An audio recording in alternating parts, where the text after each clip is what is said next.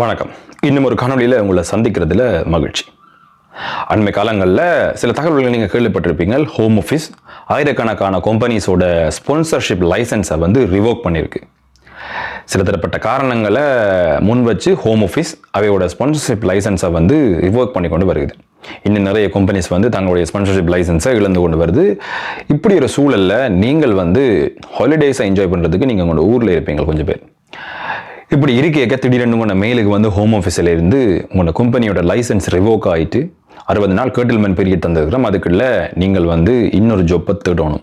இப்படி ஒரு மெசேஜ் இருந்துச்சுன்னா நீங்கள் யூகேல இல்லாத பட்சத்தில், அதாவது யூகேல இல்லாமல் வேறொரு நாட்டில் இருந்தீங்களாண்டா நீங்கள் இந்த நாட்டுக்கு திரும்பி வரலாமா, என்ன நடக்கும், இதை பற்றி தான் நாங்கள் இந்த காணொலியில் முழுமையாக கதைக்கப்படுறோம்.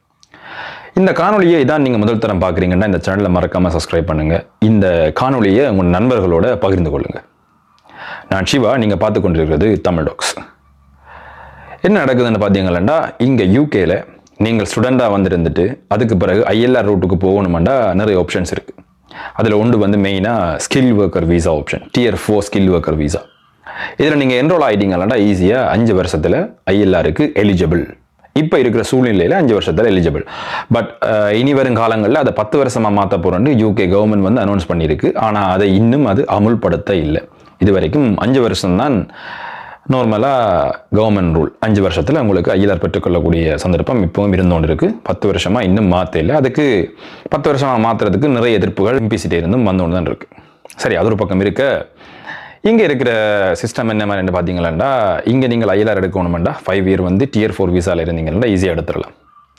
இங்கே இருக்கிற நிறைய கம்பெனிஸ் உண்மைக்கும் சொல்ல போனால் இங்கே இருக்கிற 100ல் ஒரு 30-40 விதமான கம்பெனிஸ் தங்களுடைய ஸ்பான்சர்ஷிப் விசாவை விற்று கொண்டு இருக்கு. அதாவது மைக்ரண்ட்ஸாக இங்கே ஸ்டூடெண்ட்டாக படித்து முடித்து வேலை தேடுறாக்கள்கிட்ட 10,000-15,000 பவுண்ட்ஸுக்கு தங்களுடைய ஸ்பான்சர் லைசன்ஸை விற்று கொண்டிருக்கு. அப்படி ஸ்பான்சர் லைசன்ஸை விற்று கொண்டிருக்கிற சமயத்தில் இது ஹோம் ஆஃபீஸின் கண்ணுக்கு தென்படுது. அப்படி தென்படைக்க ஆயிரக்கணக்கான கம்பெனிஸை ஸ்பான்சர்ஷிப் லைசன்ஸ் எல்லாத்தையும் ரிவோக் பண்ணி கொண்டு வராங்க ஹோம் ஆஃபீஸ். தகுந்த ஆதாரங்களோட அதை காட்டி ஹோம் ஆஃபீஸ் ரிஃப்யூஸ் பண்ணி கொண்டு வருது. ஒரு சின்ன கடைக்கு 4-5 மேனேஜர் எடுத்திருப்பினும் அதனுடைய ரெவன்யூ குறைவாக இருக்கும். லொஸ்ட்டில் போகுதுன்ற ஒரு பக்கம் காட்டி டேக்ஸில் குறைச்சி கொண்டிருப்பினும் அப்படி கடைக்காரர் சில பேர் செய்கிற காரணங்களால் அவருடைய லைசன்ஸை ரிவோக் பண்ணி அங்கே இருக்கிற ஸ்பான்சர் லைசன்ஸில் இருக்கிற ஆட்களுக்கு ஒரு சிக்கல் ஏற்படுத்தி கொடுக்குது. என்ன பார்த்தீங்கன்னா, இங்கே ஸ்கில் ஒர்க்கர், அது உண்மைக்கும் திறமை ஸ்கில் ஒர்க்கர்னு பார்த்தீங்கன்னா இங்கே நிறைய ஜாப்ஸ் இருக்குது. ஸ்கில் ஒர்க்கர் கோர்ட்டில் மேனேஜர்ஸ், அதுக்கு பிறகு ஐடி ஜாப்பில் இருக்குது, டாக்டர்ஸுக்கு இருக்குது, ஹெல்த் கேர் ஒர்க்கில் இருக்குது. ஆனால் இங்கே வாராக்கள் நிறைய திறமைசாலிகள் நிறைய உலகத்துலேருந்து நிறைய பேர் வருவாங்க. அப்போ ஐடி ஜாப்பில் எடுக்கிறது கொஞ்சம் டஃப்பான வேலை தான். ஹெல்த் கேரில் எடுக்கலாம். மற்றபடி இங்கே பரவலாக நிறைய பேர் எங்கே போகணும்னு பார்த்தீங்கன்னா ஆஃப் லைசன்ஸ் இல்லாட்டி ஃபீல்ட் ஸ்டேஷன், அப்படி அது சம்மந்தப்பட்ட ஒரு கம்பெனியில் லைசன்ஸ், ஸ்பான்சர் லைசன்ஸ் இருக்கும், அங்கே அப்ளை பண்ணி வேலைக்கு ஜாயின் பண்ணுவேணும். ஒரு சில கம்பெனிஸ் நேர்மையாக இருந்தாலும் சில கம்பெனிஸ் இந்த ஸ்பான்சர் லைசன்ஸை காசுக்கு இங்கே இருக்கிற மைக்ரண்ட்ஸாக ஸ்டூடெண்ட்ஸ் படித்து முடிஞ்சாங்களுக்கு 10,000-15,000 வரைக்கும் விற்று கொண்டிருக்கு. உண்மைக்கும் இந்த ஸ்பான்சர் லைசன்ஸை விற்கிறது சட்டப்பூர்வமானது இல்லை, ஒரு இல்லீகல். ஆனால் என்ன செய்யறது, இங்கே ஐஎல்ஆர் ரூட்டுக்கு போகணுன்ற காரணத்துக்காக இதான் இந்த ஆப்ஷன் தான் இருக்கண்டேக்க அப்ளை பண்ணி பார்க்கறது நிறைய வேலைகளுக்கு. ஸ்கில் ஒர்க்கர் சம்மந்தமான எல்லா வேலைகளுக்கும் இங்கே இருந்து அப்ளை பண்ணி பார்க்குறது. பட் எடுக்கிறதுக்குரிய சந்தர்ப்பம் சரியான குறைவு. ரெஃபரன்ஸ் இல்லாமல் இங்கே வேலை எடுக்கிறது உண்மைக்கும் கஷ்டம். அப்படி இருக்க கடைசி கட்டமாக நாங்கள் போகிறது காசை கொடுத்து ஸ்பான்சரை வாங்கணும்னு தான் போகிறது. சரி, ஓகே, ஸ்பான்சரை வாங்க போகிறோம், ஸ்பான்சர் கிடைச்சிட்டுது. நாங்கள் அந்த கம்பெனியை பற்றியோ அந்த கடையை பற்றியோ பின்பக்கத்தை பற்றி ஒன்றுமே எங்களுக்கு தெரியாது. ஸ்பான்சரை காசு கொடுத்து வாங்கிட்டோம். 10-15 வரைக்கும் கொடுத்து வாங்கிட்டோம்னு வைங்க. ஒரு 3 இயர்ஸுக்கு வாங்கிட்டோம். சரி, வாங்கிட்டீங்க, நீங்கள் வேலை செய்கிறீங்க. வேலை செய்யக்கே உங்களுக்கு ஒழுங்கான சேலரி சில நேரங்களில் வராது. சேலரி சொன்னதை விட குறைவாக தான் தருவாங்க. டேக்ஸ்கள் நீங்களே பே பண்ண வேண்டிய சூழ்நிலைகள் உருவாகலாம். இது நிறைய நண்பர்கள் பகிர்ந்து கொண்ட விஷயம். அதோட இது சில சமூக வலைதளங்கள்லையும் இந்த விஷயத்தை காணக்கூடிய மாதிரி இருந்தது. சரி, இப்படி இருக்க சேலரி த்ரெஷ்ஹோல்டுக்கு சேலரி உங்களுக்கு தரது குறைவாக இருக்கும். நீங்கள் டேக்ஸ் பே பண்ண வேண்டிய உண்மை, அந்த டேக்ஸ் கம்பெனி சைட்டால் பே பண்ணணும். அந்த கம்பெனி சைட்டால் அவங்க பே பண்ண போகிறதில்ல, உங்களை தான் பே பண்ண சொல்லுவாங்க. அதுக்கு பிறகு பார்த்தீங்களா, இப்படியே உழைச்சி நீங்கள் ஏதோ கஷ்டப்பட்டு 40 மணித்தேரம் தான் நீங்கள் வேலை செய்யணும்னா நீங்கள் 70-80 மணித்தேரத்துக்கு மேலே வேலை செஞ்சு ஏதோ கஷ்டப்பட்டு ஓகே வாழ்க்கையில் முன்னால் ஒன்று செஞ்சோன்னு இருப்பீங்க. அப்படி இருந்தோன்னு கேட்க, சரி ஓகே இவ்வளோ நாள் ஒரு வருஷம் ஃபுல்லாக ஒர்க் பண்ணுறீங்க, ஓகே ஹாலிடேக்காக 1 மந்த் ஊரில் போய் வடிவாக இருந்துட்டு வருவோம்னு விളിக்கிறீங்க. அப்படி வெளிக்கிட்டேக்க 1 மந்த்துக்கு நீங்கள் ஊரில் போயிருக்க உங்களோட கம்பெனி லைசன்ஸ் ரிவோக் ஆகிருக்கு அப்படின்ற ஒரு மெயில் உங்களோட உங்களோட மெயில் அட்ரஸுக்கு வந்துருந்துச்சுன்னா எப்படி இருக்கும்? அதிர்ச்சிக்குள்ளாகிற மாதிரி தான் உண்மைக்குமே இருக்கும். என்னென்னு பார்த்தீங்கன்னா, சில நண்பர்களுக்கு வந்து இந்த சம்பவம் நடந்திருக்கு. தன்னுடைய ஹாலிடேஸை வந்து என்ஜாய் பண்ணுறதுக்கு ஊருக்கு போயிருக்கிறார் என்னுடைய நண்பர் ஒரு ஆள். பெயர் குறிப்பிட நான் இங்கே விரும்பல, என்னென்னா தனிநபர் உண்மையை வந்து பாதுகாக்கணும்.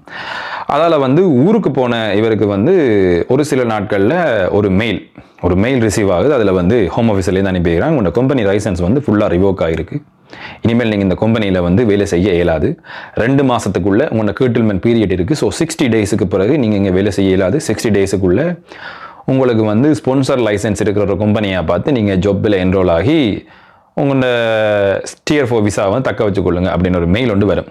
இந்த மெயிலேயே சில விஷயங்கள் என்ன மாதிரி பார்த்தீங்கன்னா, நீங்கள் வந்து இந்த மெயில் வந்த உடனே யூகேக்கு உள்ளே இருந்தீங்களா பிரச்சனை இல்லை, யூகேக்கு வெளியே இருந்தீங்களா நீங்கள் வந்து இந்த கம்பெனியிலேருந்து இன்னொரு கம்பெனிக்கு மாறி ப்ராப்பர் விசா கிடைச்ச பிறகு தான் உள்ளே வரலாம்ன்ற ஒரு விஷயம் உண்டு அந்த மெயிலே இருக்குது.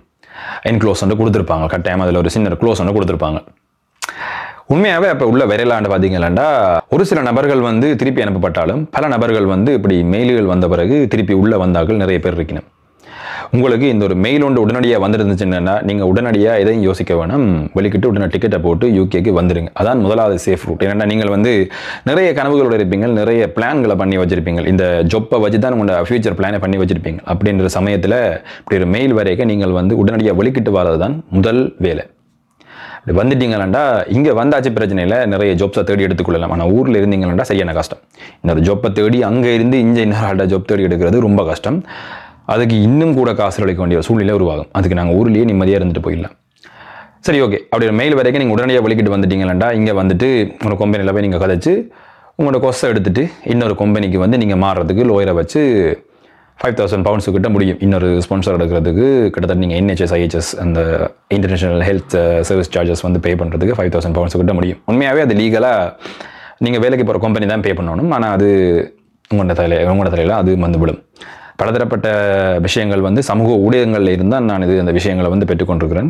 மற்றபடி எந்த ஒரு தனிநபரையோ இல்லாட்டி தனிநபருடைய தனிப்பட்ட கருத்துக்களோ இது கிடையாது.